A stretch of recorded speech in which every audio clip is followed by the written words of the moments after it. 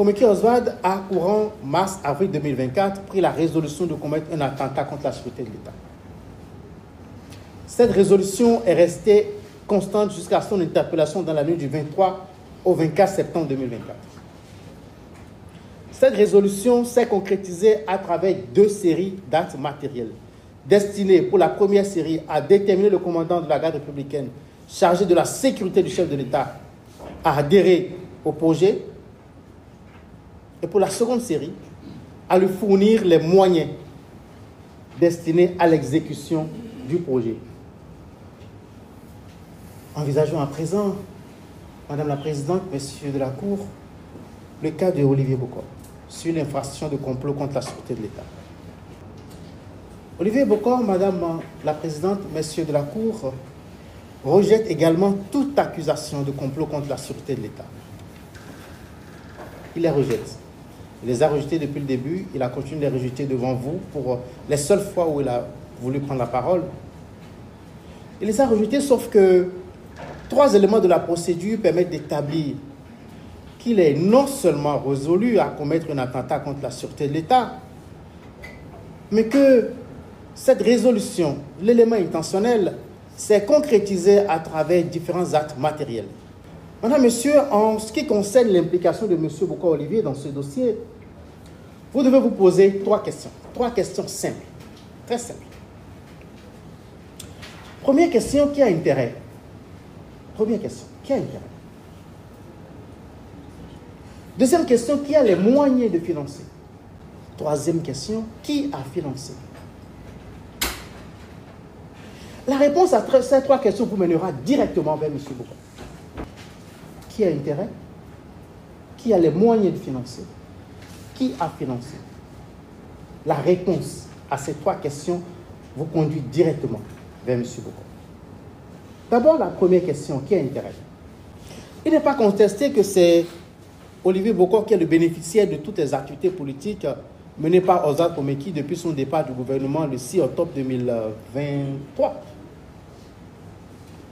Oswald Komeki a lui-même expliqué que son départ du gouvernement a fait suite à son affirmation publique selon laquelle Olivier Bokor est le mieux placé pour remplacer le président de la République en 2026. Komeki Oswald lui-même se proclame coordonnateur de la dynamique OB26 dont l'objectif est de travailler à la cession au pouvoir de Bokor Olivier.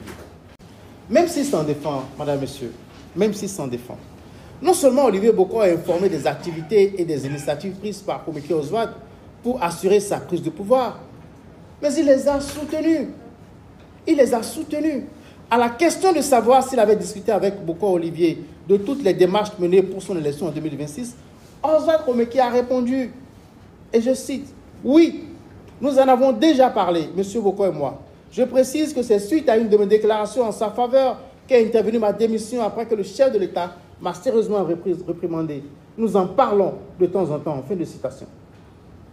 Même s'il a tenté, le long de l'instruction, de s'écarter des activités de Komeki Oswald, Olivier Bokor n'a jamais soutenu que ce dernier menait des actions politiques pour un homme politique autre que lui. Bien plus.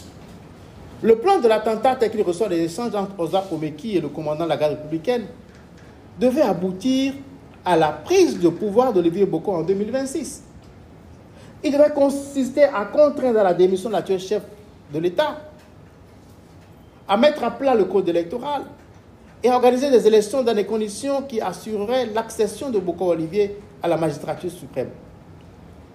Donc, à la question de savoir qui a intérêt à ce qu'un coup pareil réussisse, vous répondrez sans ambiguïté, M. Olivier Bokor. Passons à la deuxième question. La deuxième question, je l'avais annoncé, c'est qui a les moyens de financer? Quand vous mettez en présence tous les acteurs du dossier, qui a les moyens de financer? Et là encore, vous retrouvez M. Bokor. Vous le retrouvez parce que la générosité aussi brusque que brutale de Komeki Oswald à l'égard du commandant de la garde républicaine, Oswald n'a pas les moyens de financer cette générosité-là. Des aveux même de Oswald Komeki, ses revenus annuels, qui étaient d'environ 70 millions de francs CFA, étaient en baisse depuis sa sortie du gouvernement.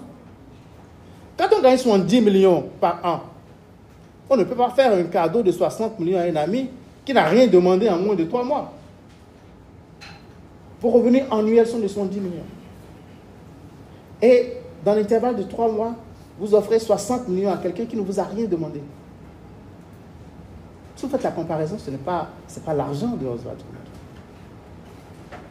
De ses propres déclarations de revenus, il ne peut pas financer cette générosité. Il n'avait pas les moyens de cette générosité à l'égard du colonel.